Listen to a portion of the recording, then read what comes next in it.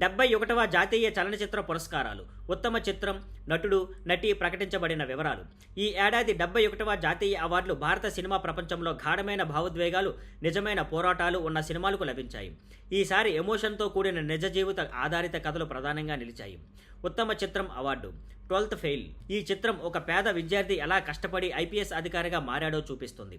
నిజాయితీ, శ్రమ, ఓర్పుతో మన జీవితం ఎలా మారవచ్చో ఇది స్పష్టంగా చెప్పే సినిమా.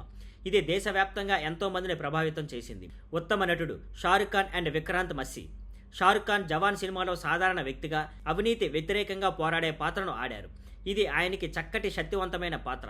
విక్రాంత్ మస్సీ 12th ఫెయిల్లో పోటీ పరీక్షను పాస్ కావడానికి పాటించే పోరాటాన్ని అద్భుతంగా చూపించారు. ఇద్దరి నటనకు ప్రేక్షకుల ప్రశంసలు లభించాయి. ఉత్తమ నటి Rani Mukherjee. Mrs Chatterjee versus Norway.